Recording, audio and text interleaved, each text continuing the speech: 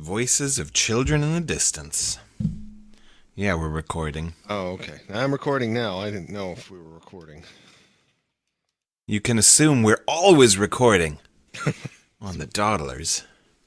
I record my whole week and we edit it down to 15 minutes for a short. That's good. I like that. Yeah. And then sometimes we blow the audio and don't even have it. That's always fun. Oh, I'm getting a phone call. Turn your goddamn cell phones off, crowd. All right. Well, I actually probably need to take this. All right.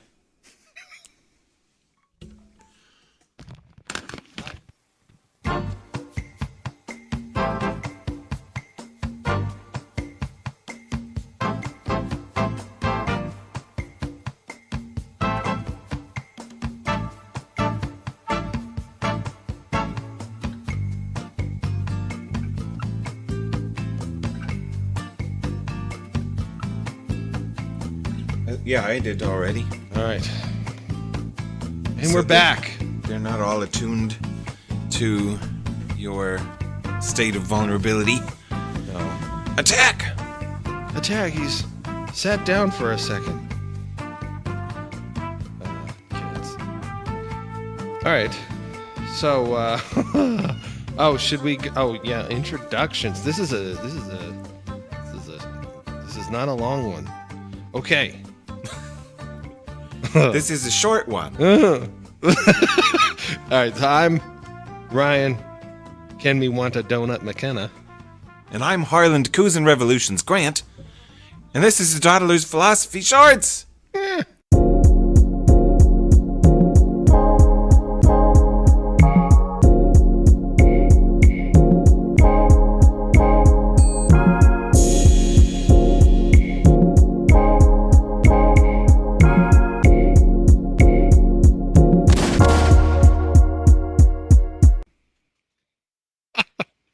And this week, we're going to talk briefly about, I suppose the abstract topic might simply be satire, but the particular memeplex that I wanted to expose our audience to, should they not know about it already, is the pseudo hammy-demmy partial jokester religion called Discordianism, because I think it is interesting.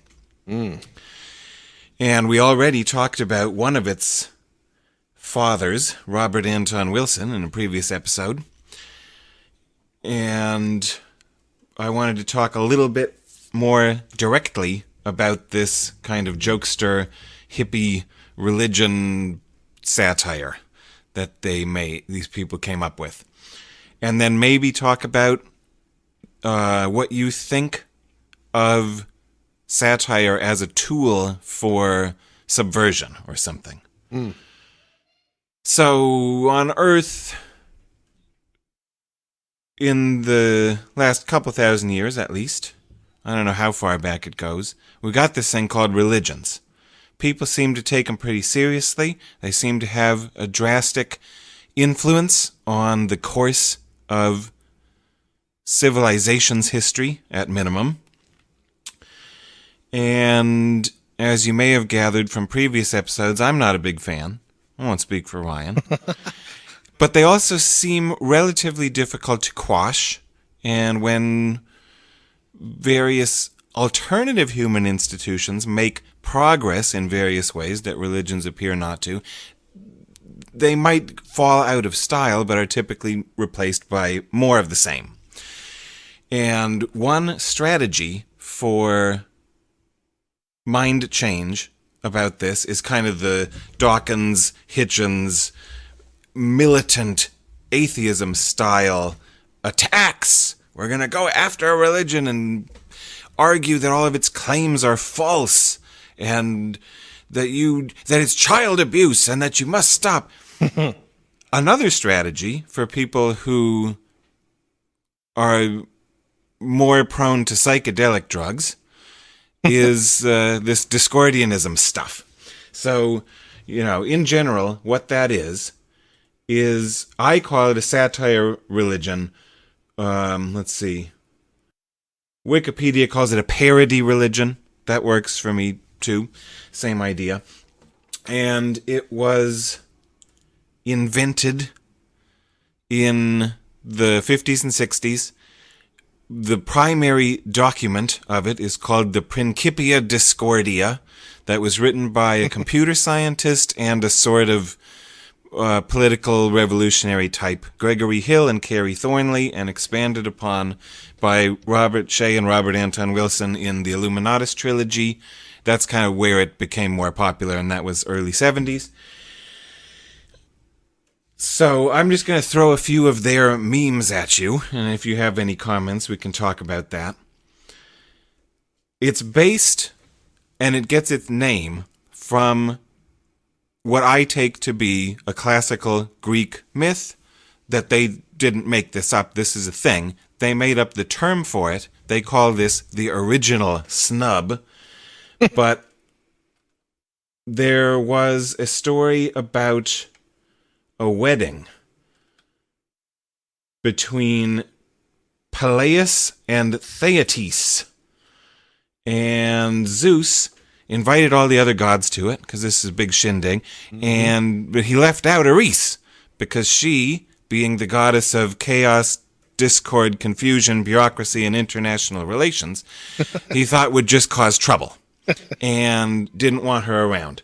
Well, that pissed her off, so she thought she would subvert the event by showing up with a golden apple with the word Kallisti printed on it, which apparently translates roughly to, for the prettiest one, and threw this apple in amongst the goddesses.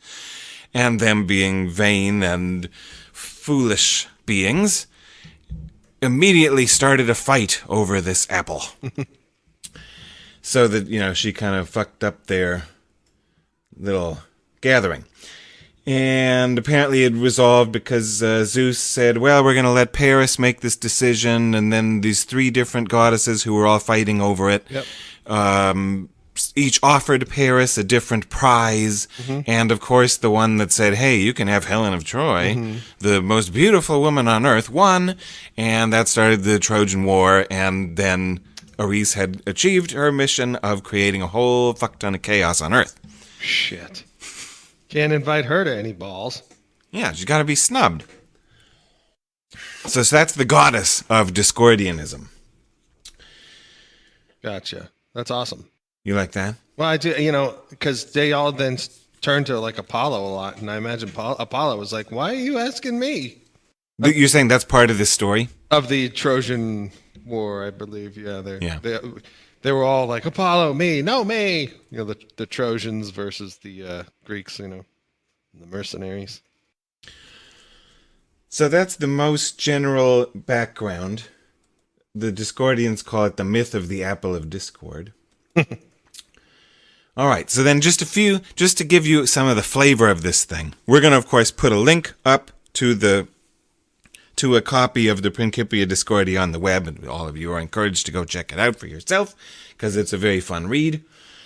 I'll throw a few of their ideas at you that I kind of like, just so you can see what we're talking about. So they have a symbol, because religion must, that people can rally around, put on little necklaces, whatnot, and it appears in the style of a yin-yang, but it's got the white and the black and the wavy line across the middle, but in place of the two dots, they have the apple of discord on one side and a pentagon on the other side. And when we get to the next thing, we can get it. Well, we'll tell you what the pentagon is all about. They call it the sacred cow, but that is CHAO, which they claim is the singular form of chaos. So chaos is, CHAOS, but it's like cows and the sacred cow, and they're making a joke there, and it's all like jokes within jokes. The sacred cow is the key to illumination, devised by the apostle Hung Mung in ancient China. It symbolizes many different things. One, it symbolizes the Hodge and the Podge, which we might get to later, and it symbolizes the two illusions, the anaristic and the eristic illusions that they say everyone is under the sway of.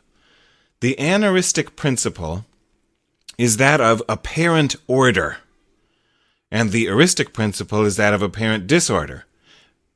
The Discordians, though, are claiming both order and disorder are man-made concepts and artificial divisions of pure chaos, which is the deeper level that's really going on. So this is a sort of dichotomy that one can, if they want to, for fun, choose to view the world through. And all these intellectuals that we've been talking about on the Dawdler's philosophy could be put into one of these two houses, the house of the rising Hodge or the rising Podge, as victims of either the aneuristic or heuristic illusion. If they look at things, everything is very ordered, and it's, there's true and false, and everything's black and white, and we know, and our job is to figure out the truth.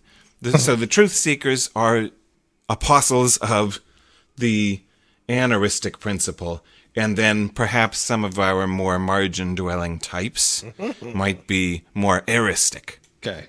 Does anybody come to mind, or does that mean anything for you? Not yet. Nope. Feels just like a short.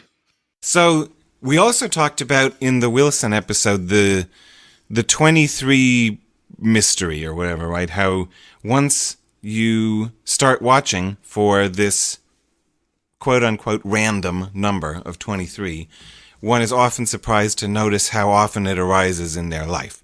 So that was derived from the Discordian law of fives.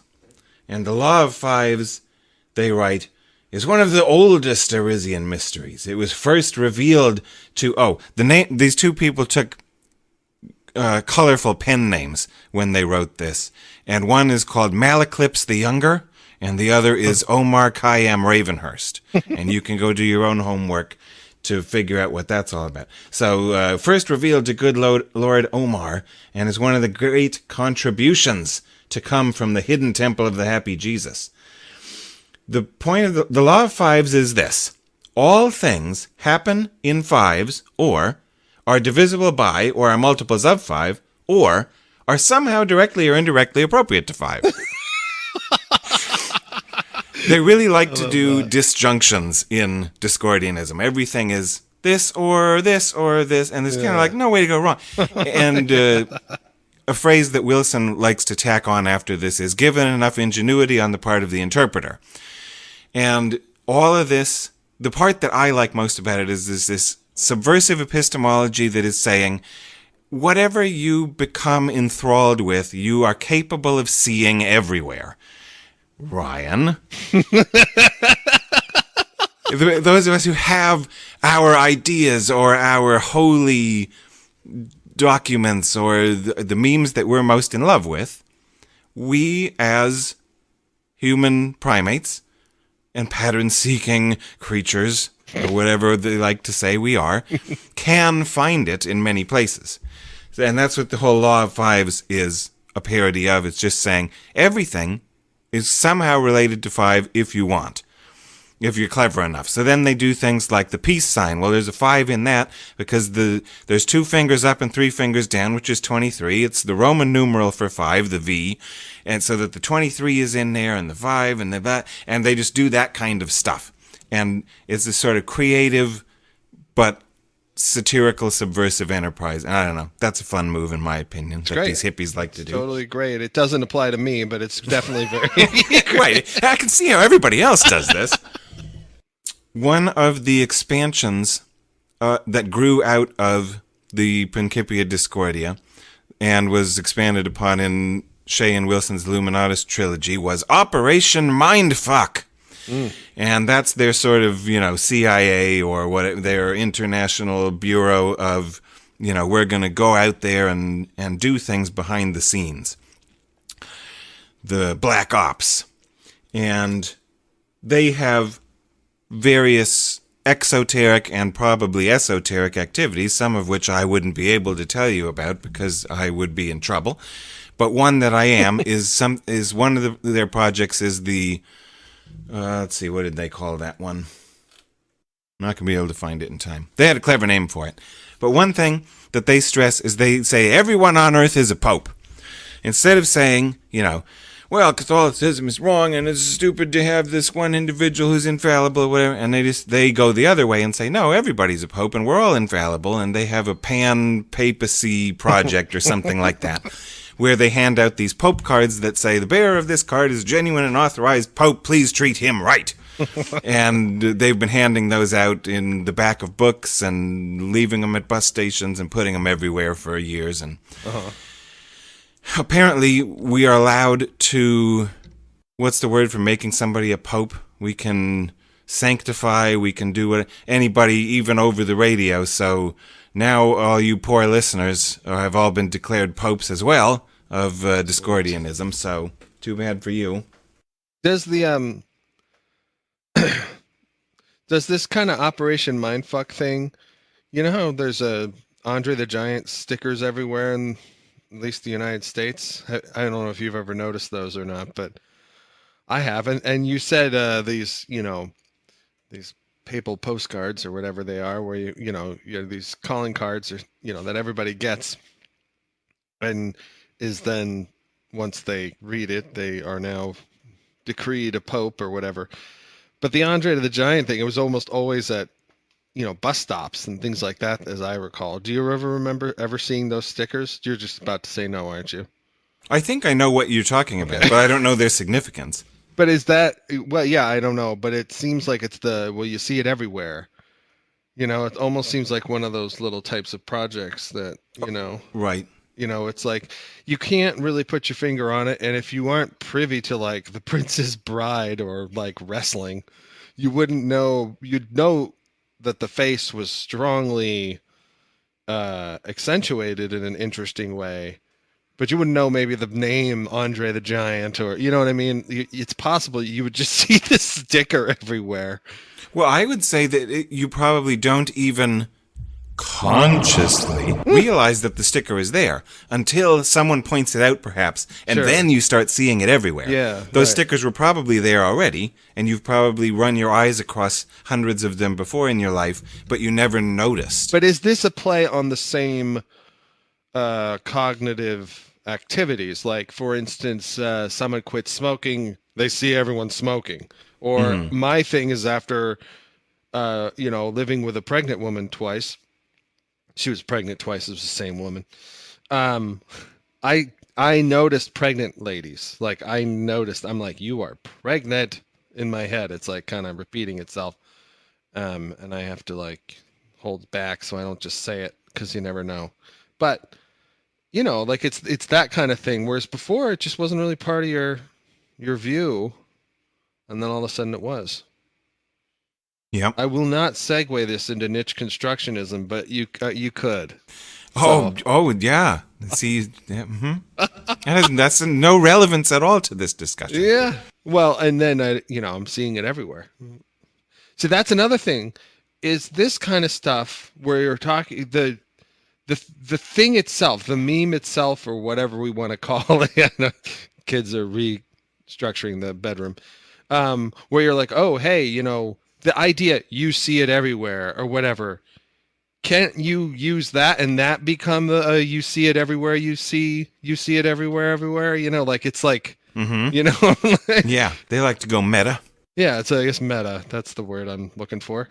So do you have any thoughts on whether or in what ways this type of creation enterprise might or might not have an effect on religious people or young people growing up and deciding whether or not they're going to buy into a religion?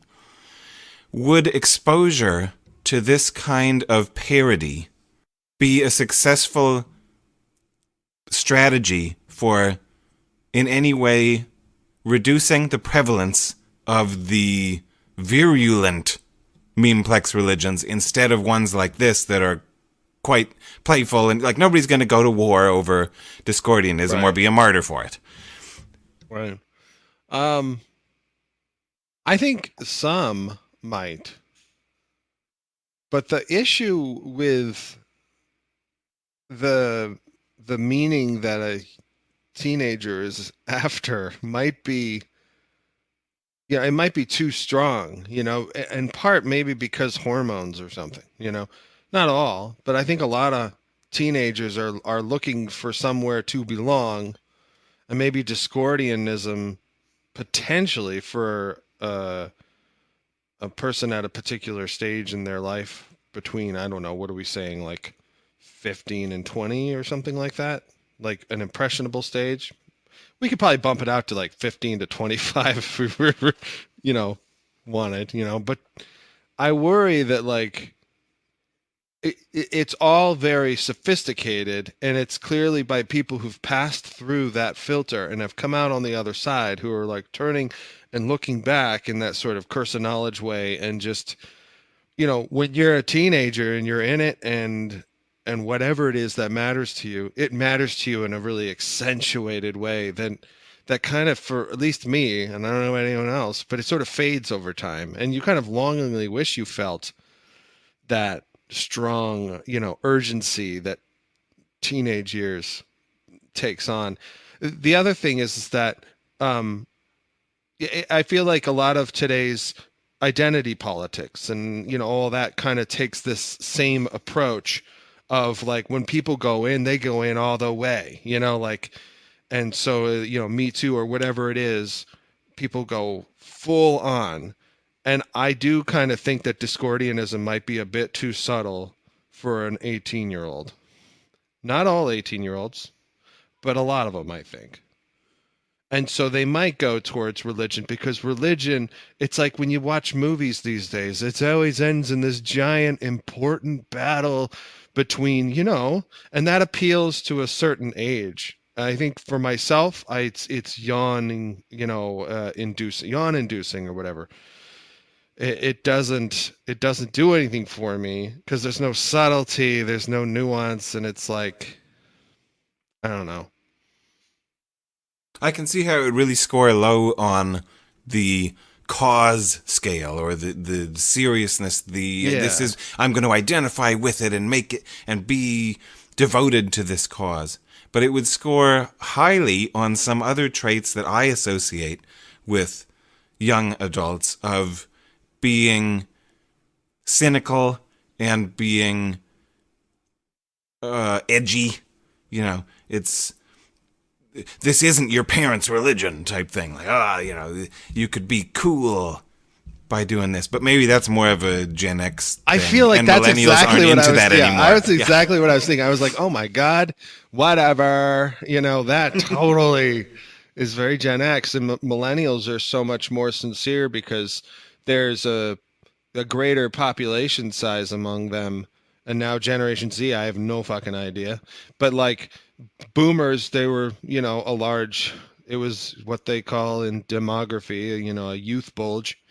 And they were all pissed off and had the anti-war and wanted, to expand rights to many people of many different backgrounds in the United States that didn't have it. And so I'm just talking about American politics right now. But, and I think there is an element of, because I see it everywhere, but this sort of density-dependent angst that people might be less into Discordianism during those times when they feel like they're just kind of needing elbow room and they're not getting it.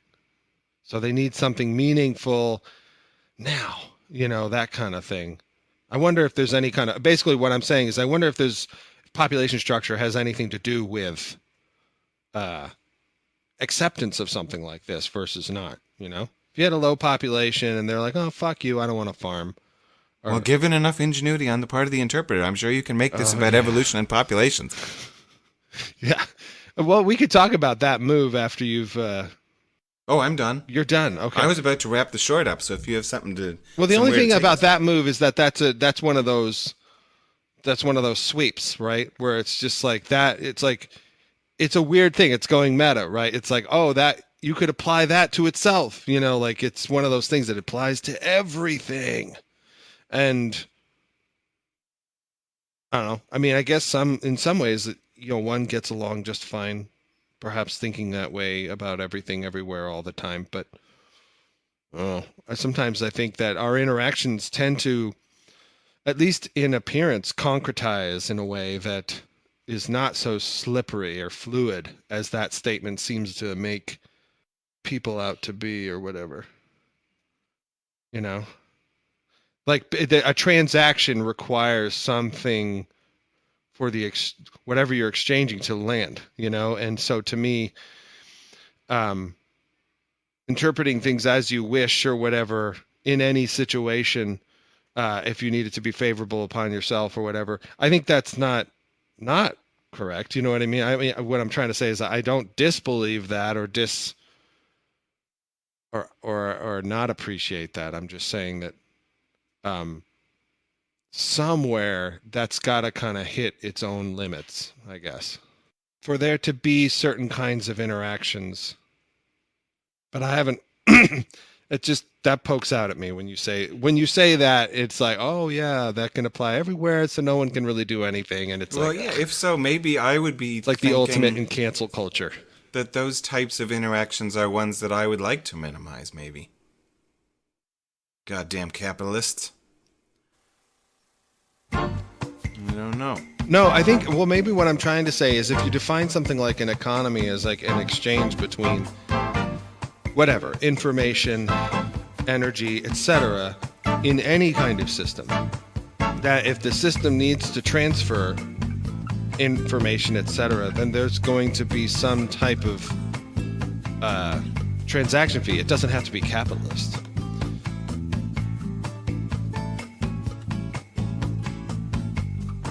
Well, to end this episode by throwing and what I hope to be an apt Discordian prayer at you,